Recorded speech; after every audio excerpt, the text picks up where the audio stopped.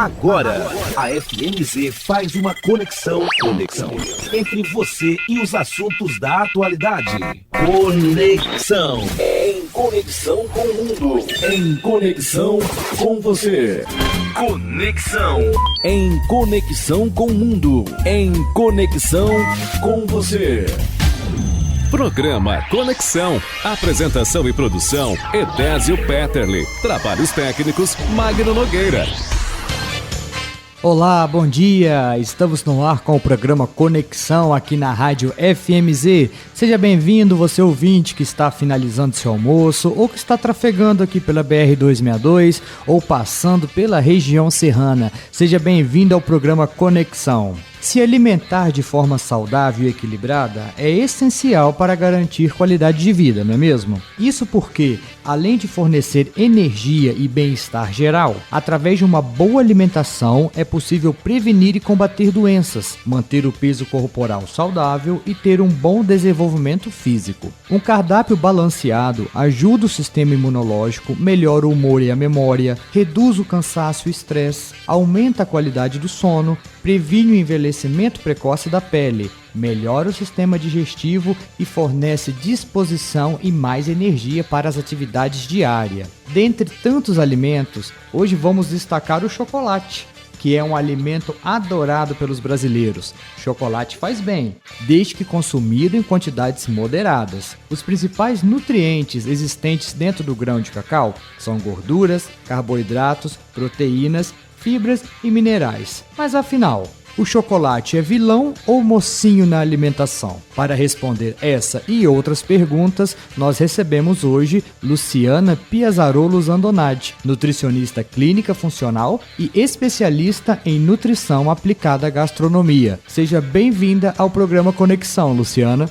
Bom dia, muito obrigada, Edésio, obrigada à Rádio FMZ.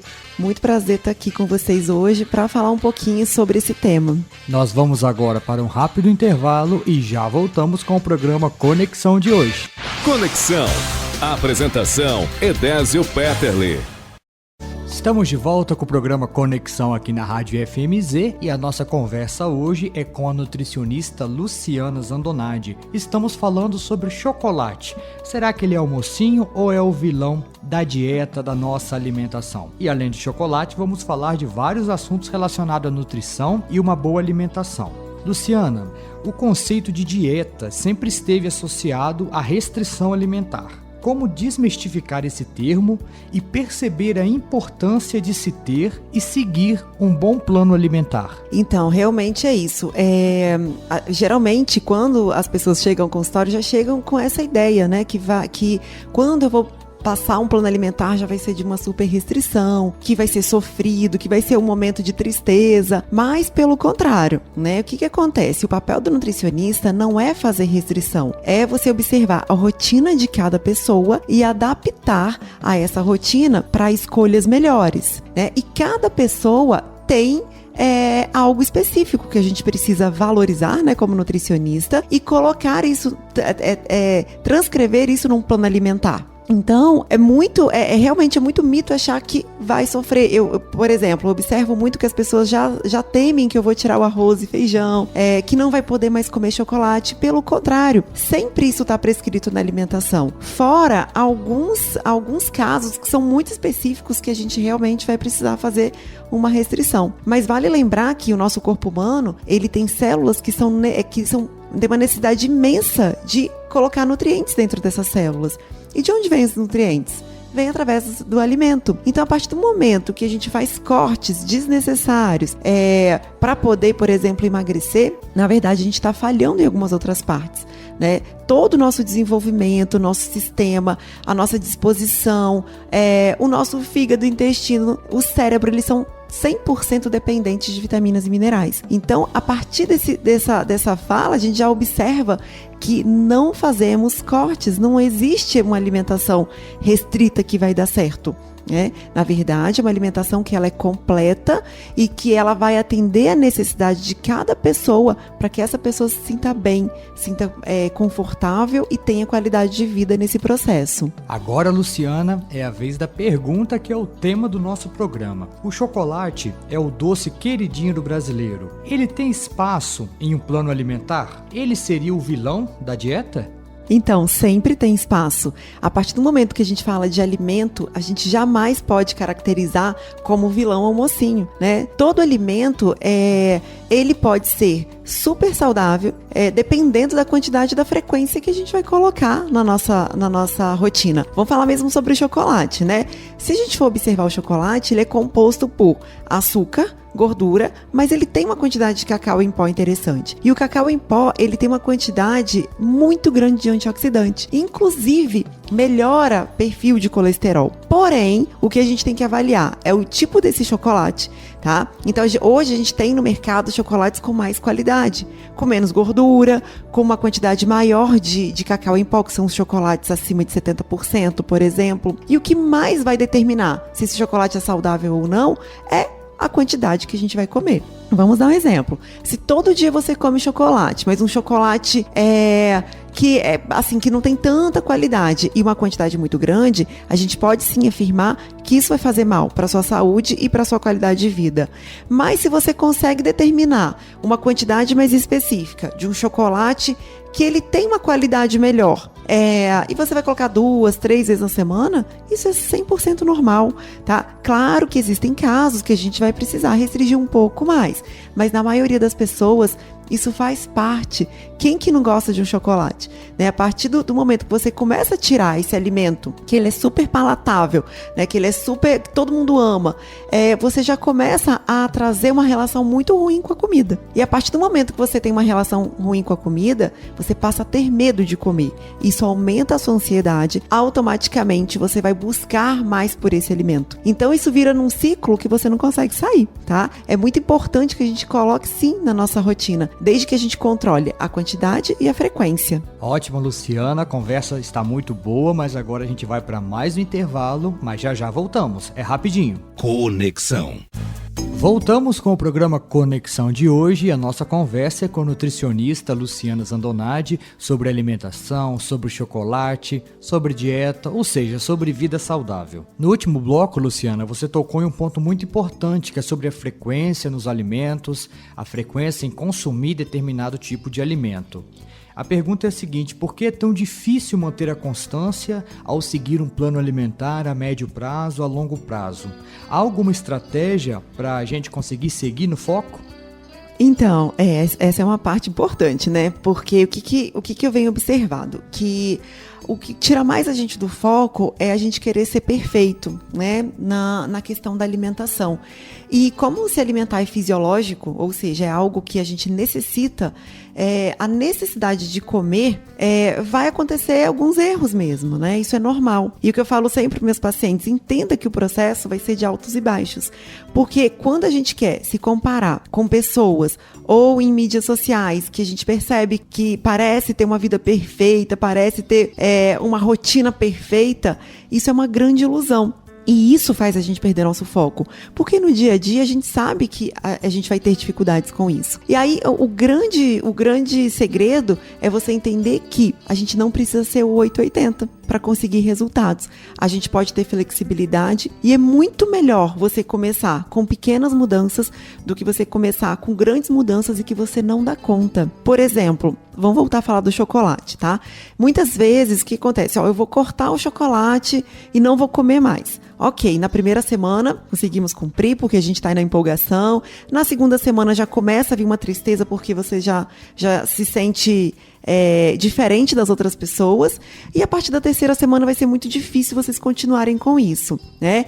E aí o que acontece? Quando vocês acabam comendo o chocolate, vem a frustração, né, do que eu não consegui. Só que a gente entende que esse processo ele é tão normal, né? E ele é tão comum disso acontecer, e aí entra aquele julgamento, o nível de ansiedade aumenta, e aí você acaba se distanciando daquele foco que você colocou lá no início. Então, o mais importante é você colocar metas que são reais, possíveis de ser alcançadas.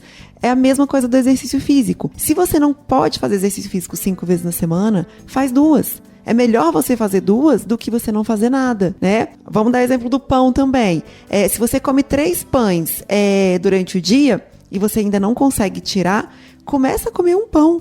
Já tá ótimo. Já é uma mudança extraordinária na sua vida. E aí, sim, depois você vai acostumando a retirar, fazer substituição, tá? E o que é muito importante também, o que eu percebo, só pra gente finalizar essa pergunta, muitas vezes, quando a gente quer tirar tudo de uma vez, nós ficamos com desnutrição de vitaminas e minerais. Essa desnutrição de vitaminas e minerais faz a gente ter mais fome, faz a gente dormir mal e vai fazer o intestino não funcionar tão legal. E essas 3 condições vai fazer nós termos vontade de comer mais. Mais carboidrato, mais doce, mais comida com gordura. E aí, gente, a gente já vê que não é a melhor estratégia pra gente iniciar. E falando em estratégia, Luciana, na dieta, no plano alimentar, um poderoso aliado nesse processo é a água, né? Sobre o consumo de água no dia a dia, como ele auxilia no emagrecimento e na saúde de um modo geral? A água ela é bem importante e eu observo muito assim, que as pessoas não bebem água. Muitas vezes acaba substituindo por café ou por outro líquido, suco, refrigerante. E aí o que a gente percebe? Só para vocês terem uma noção, a quantidade de água que é indicada por pessoa é 35 ml vezes o peso que você tem. Tá? Então, por exemplo, vocês façam um cálculo do peso de vocês, pega o peso vezes 35. Quanto que deu? Tá? Então, se a gente pegar uma média ali de 50, vamos colocar, né, vou colocar uma média minha, de 59 quilos mais ou menos, vezes 35 vai dar em torno de 2 litros e 100 ml. Essa é a minha quantidade, por exemplo. Mas, para cada pessoa tem uma quantidade específica. E a água, ela é fundamental para emagrecer, porque lá no nosso cérebro, na parte do hipotálamo, a gente tem o centro da sede e da fome, tá? E eles se confundem muito. Quando a gente não bebe água, o mecanismo da fome, ele assume essa postura. E aí, o que vai fazer? Vai acabar comendo mais, tá? Então, como esses mecanismos eles se confundem, a gente acaba beliscando mais e comendo mais alimentos, porque o corpo necessita de água. E a comida também tem água, porém uma quantidade muito menor. Então, a partir desse ponto, a gente já sabe a importância que tem. Todo mundo que está mais hidratado sente um pouco menos de fome, principalmente na parte da tarde. O segundo ponto, a gente vai falar sobre o intestino. A gente sabe a conexão que a gente tem do intestino com todos os órgãos do nosso corpo, com a pele, com o cérebro, com todas as funções comportamentais, com o fígado, com o pâncreas. Então, não tem como, hoje, a gente pensar que o nosso corpo vai ter uma funcionalidade normal sem o intestino estar funcionando bem. E o intestino, ele precisa de água, né? Ele tem essa necessidade de ter muita água. Então, esse outro ponto que é o do intestino, fora as articulações, a parte muscular. Então, para quem quer ganhar massa muscular, se não tiver hidratado, vai ser muito difícil. Toda a parte renal, toda a parte que a gente vai fazer, a eliminação de toxinas através da urina. Se não tiver água suficiente, a gente também não consegue fazer isso. E aí, todo mundo que não bebe tanta água, tem chance de ter mais enxaqueca também. Então, às vezes, sabe aquela enxaqueca que incomoda lá no início do dia, vai ao longo do dia todo? Muitas vezes é falta de água. E a gente vai tomar remédio, a gente busca chás ou busca soluções. Muitas vezes é só a falta de água. Tá? E é algo que está tão acessível, né? E a gente às vezes não presta atenção nisso. Tá? Umas dicas que eu vou dar coloque em metas de copos, por exemplo. De manhã, coloca a meta de 4 copos, à tarde 4 copos, à noite diminui um pouco para não ter que fazer xixi durante o sono, tá? Uns 2, máximo ali 2, mas tentar cumprir metas da água também, vai ajudar muito. Nós vamos agora para mais um intervalo, é o tempo de tomar um copo de água e já voltamos com o programa Conexão de hoje. Conexão, em conexão com o mundo, em conexão com você. Estamos de volta com o programa Conexão aqui na Rádio FMZ, conversando sobre nutrição, alimentação, com a nossa convidada, a nutricionista Luciana Zandonati. Luciana, agora vamos falar um pouquinho da saúde da mulher também, na alimentação da mulher. Existe um período aí complicado, um período difícil, que é a popular TPM, né? Esse período conhecido como TPM. E nesse período, o desafio de seguir um plano alimentar é maior? E por quê? Pois é, que bom que vocês reconhecem, né? Porque Mulher sofre muito mesmo, tá? O que eu venho falar um pouquinho sobre TPM? A TPM, ela é algo fisiológico também, por uma questão hormonal, tá? Porém, quando ela é muito exagerada, nós precisamos avaliar, porque alguma coisa está desajustada, tá? O que acontece? O período pré-menstrual, ele vai ser mais agressivo se ao longo do seu mês você não teve uma regularidade do seu intestino, da qualidade do seu sono e do que você está comendo. O que a gente sabe que influencia na TPM? Se você tem, por exemplo, esse estilo de vida muito bagunçado, muito estresse, um sono com pouca qualidade, e se você tem comido uma quantidade muito grande de alimentos com características inflamatórias, pode piorar o nível da TPM. Vamos classificar o que é alimento com características inflamatórias. Excesso de glúten, que vai pães, biscoito, bolo, excesso de carne vermelha, excesso de industrializados, excesso de alimentos muito ricos em sal, então os embutidos, né, os salgadinhos, refrigerante, excesso de doce, de açúcar, tá? E muita gente tem que falar que acontece de ter esse excesso e muito mais a falta de alimentos que têm características anti-inflamatórias, né? Que são frutas, vegetais, coisas básicas, né? Então, quando a gente percebe essa descompensação, a TPM, ela vem pra valer, ela vem bem agressiva. Não só a vontade de comer doce aumenta, mas como enxaqueca, inchaço, dores de cólica, irritabilidade. Então, a gente sabe que temos tanto sintomas físicos, mas sintomas comportamentais, né, de tristeza, de uma simulação de uma depressão, e isso tudo a gente pode melhorar sim com a qualidade de vida. Tá? Então, uma das dicas que eu vou dar para vocês é o seguinte: observar o ciclo. É muito importante as mulheres entenderem como que funciona o ciclo. No início, por exemplo, o nosso ciclo ele tem uma média de 28 dias. No início do ciclo, é uma fase que a gente tá melhor, tá? Porque a gente tem um aumento de estradiol. Então, é uma fase que a gente tá mais feliz, mais tranquilas. É a fase que a gente fala assim, eu vou fazer dieta porque a gente tá com muita energia. E é uma fase onde é mais fácil também de emagrecer. Tá? Depois que vem a ovulação, nessa fase da ovulação, é muito importante que a gente já comece a se preparar na alimentação para a TPM, porque vai faltar 14 dias para a menstruação chegar. E é nessa fase que a gente começa a introduzir alguns alimentos para que essa TPM ela seja menos agressiva, tá?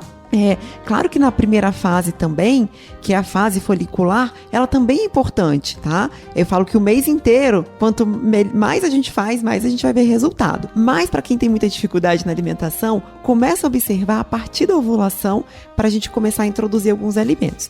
Quais são esses alimentos? Linhaça, tá? Ajuda muito. Saiu um estudo mostrando que o simples fato da gente comer 3 frutas ao longo do dia, frutas variadas, já diminui a TPM. A partir da ovulação, a gente colocar vegetais verdes escuros, vegetais de cores roxas também já vai aliviar bastante, tá? Então, o simples fato da gente mudar um pouco a nossa alimentação, retirando alimentos inflamatórios, incluindo esses alimentos com características anti-inflamatórias, já vai ter uma redução da vontade de comer doce, da irritabilidade, das dores, do edema, que é muito inchaço, tá? Porém, obviamente, chegar na TPM, nós vamos sentir vontade sim de comer doce, porque a nossa serotonina tá lá no chão, né? Tá lá embaixo. E aí, o que a gente vai fazer na TPM? Nós vamos comer um pedacinho de chocolate, porque isso é justo. Agora, o que mostra os estudos? Que 30 gramas de chocolate é o suficiente para a gente se sentir bem, para a gente conseguir elevar o nível da serotonina. Mas o que a gente vê?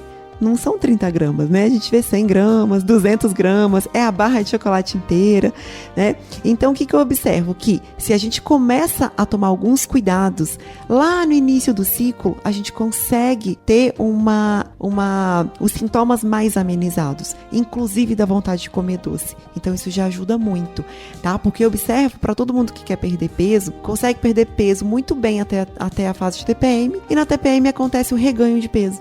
Né? Então, isso acaba travando muito o resultado também. Então, essas dicas, elas vão ajudar muito no processo de emagrecimento e de se sentir melhor nessa fase. Ótimo, Luciana. Vamos continuar com foco na saúde e na alimentação da mulher. E agora a pergunta é: como a alimentação pode ajudar na fase da menopausa?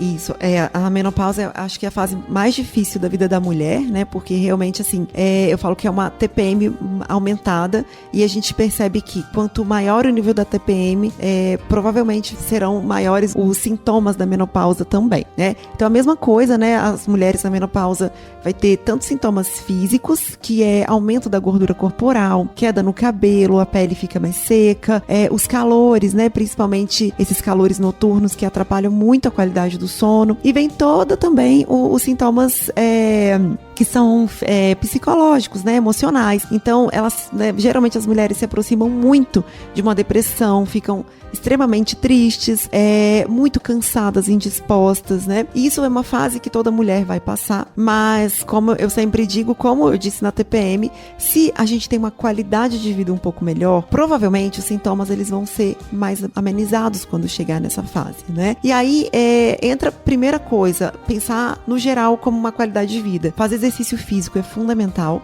tá?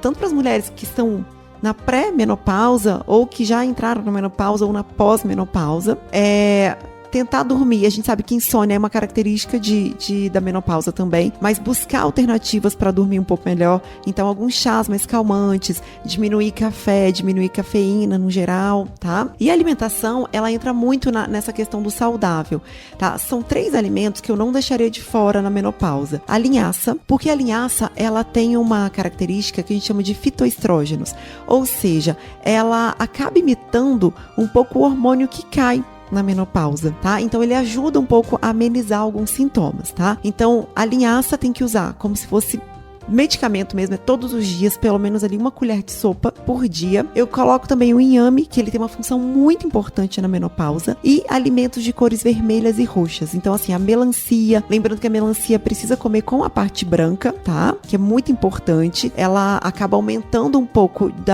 ela tem citrulina, que é uma substância que ela ajuda a melhorar a função da mitocôndria, então vai deixar as mulheres um pouco mais animadas, mais ativas, e vai ajudar um pouco na perda de peso também.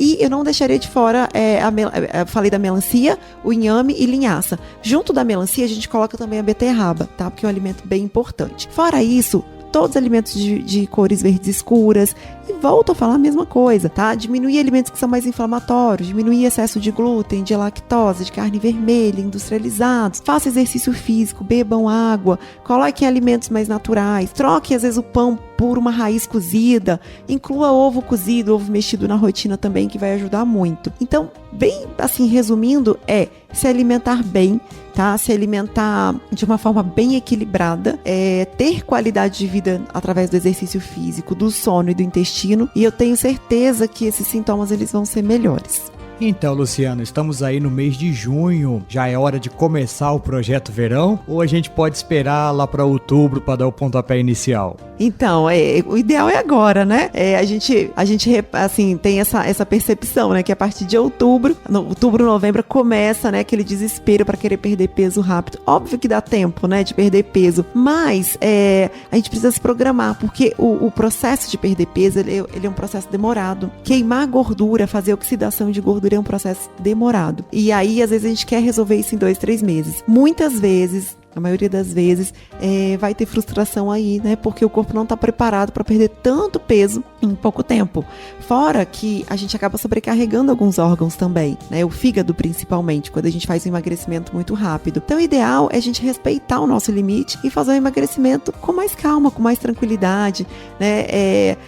A gente percebe, tem alguns estudos relatando que o emagrecimento com mais tempo, ele é mais eficaz por mais tempo, né? Então, muitas vezes, quando a gente perde peso mais rápido, volta o peso mais rápido também, né? Então, estamos em junho ainda, dá tempo, né? Então, é um período maravilhoso pra gente começar a se cuidar, não só pensando no peso, mas pensar em qualidade de vida, porque sem qualidade de vida, a gente tá vendo aí, né, através da pandemia, do Covid, né, o quanto que tá relacionado à nossa saúde com essa doença. Então, não pensem só no emagrecimento. O emagrecimento sempre é uma consequência da vida saudável que que vocês estão levando, né? Então o ideal é sempre pensar em primeiro lugar na saúde, respeitando o corpo de cada um, respeitando, eu brinco, né? Mas é verdade que o nosso corpo é a nossa casa e a nossa obrigação é cuidar dessa nossa casa. E a gente começa através da alimentação. Conexão. E assim chegamos ao final do programa Conexão de hoje. Luciana, muito obrigado pela presença, pela participação,